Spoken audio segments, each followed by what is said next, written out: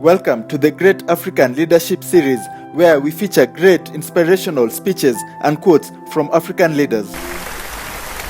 It is a solemn honor to accept the call to serve as chairperson of our union.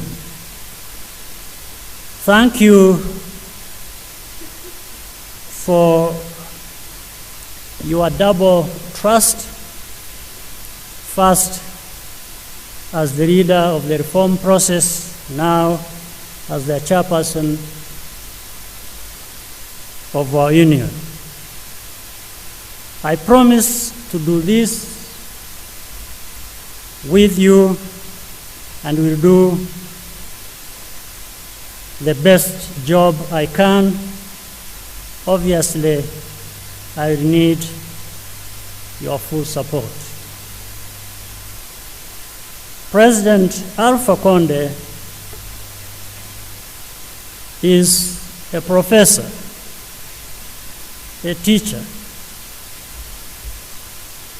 and I can safely say I have learned from him. I have also seen him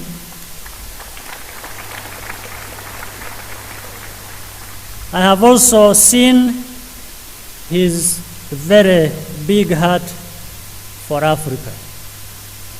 Congratulations, Mr. President.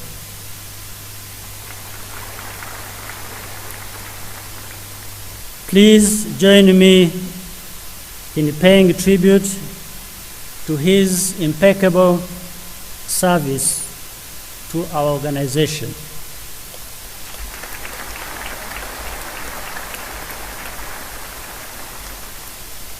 In fact, I have also been lucky before that to work with his predecessor,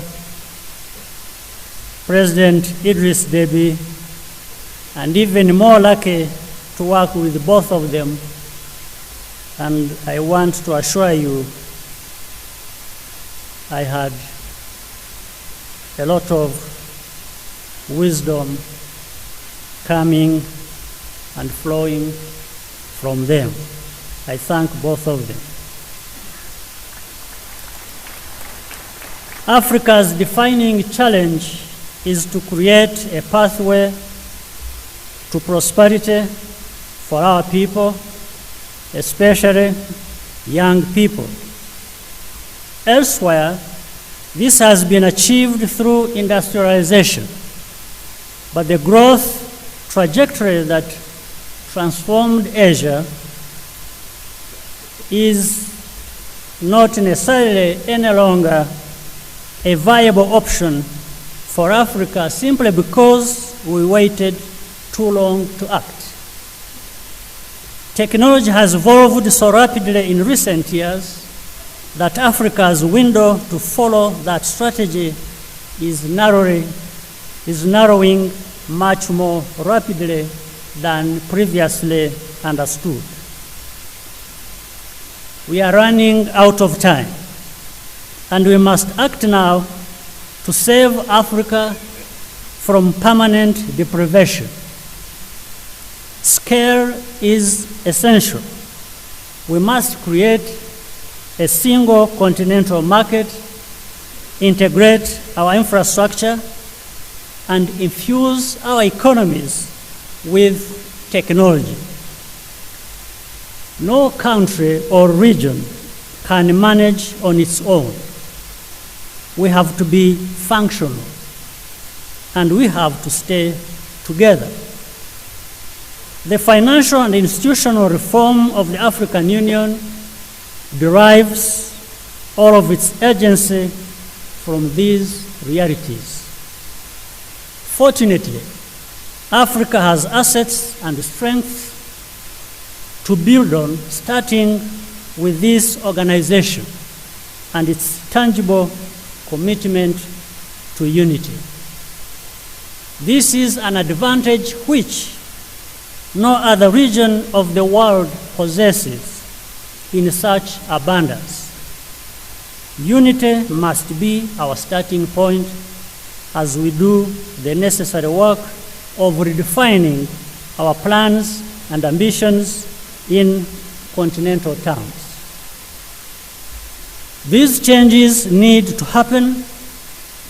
There is no country on our continent that does not want to be part of a more assertive and visible Africa. The programs, policies, and priorities of the African Union contain the right tools for the job. I wish to pay tribute to previous leaders of the African Union and to former heads of state for paving the way forward.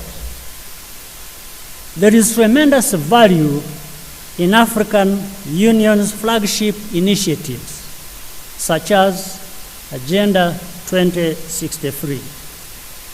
Because of their foresight, we are in a position to adopt 3 historical agreements that are of the highest importance for building Africa's wealth from within. Today, we will launch the single African air transport market.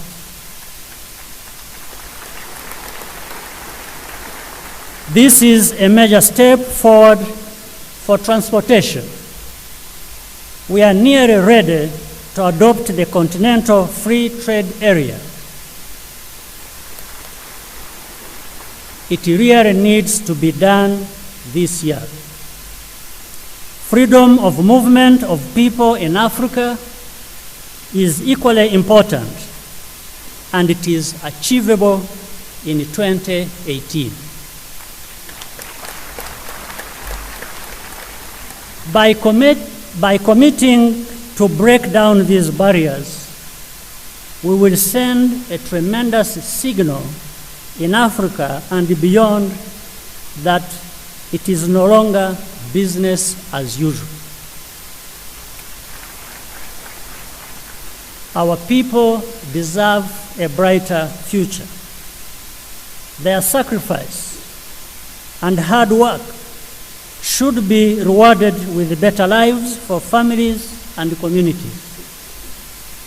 We are thankful to the heads of state who champion important themes and priorities of the Union at every summit.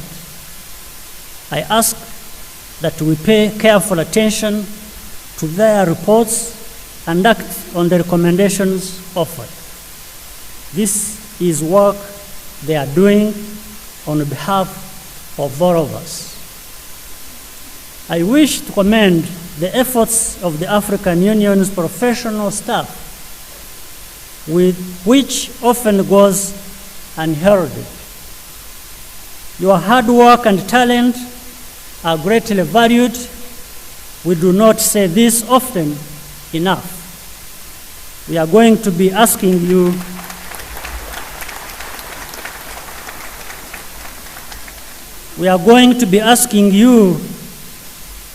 to do even more going forward. Soon enough, we will also have the funds to support the African Prosperity Agenda. The levy on eligible imports is being implemented. The golden rules were recently approved by the finance ministers, and we have a more credible budget process in place. We have in some ways in the past helped perpetuate the narrative that Africa is a burden. This way of thinking has been around for years. Fixing it won't take a year, but it need not take more decades either. None of us would be wrong to be angry about the time and the potential we have lost in regard to who we are and should be. But at the stage At the stage we are, we should choose to respond with the focus and facts in order to refocus our common humanity. I wish to close with a message to Africa's young people. Elders should be able to enjoy the pleasure of telling you how hard they had it at your age, so you don't take things for granted and are inspired to work even harder. However, too many Africans come of age in the same conditions as their parents and grandparents, and sometimes the hardships endured are even worse. Our job is to make sure that every generation in Africa enjoys a better life than the previous one. Young Africans are also professional men and women, and you have a full role to play. We cannot build Africa without you. For women especially, we need to unreservedly accord them their rights and their rightful role. I thank you. And share this video with friends and family to support the channel.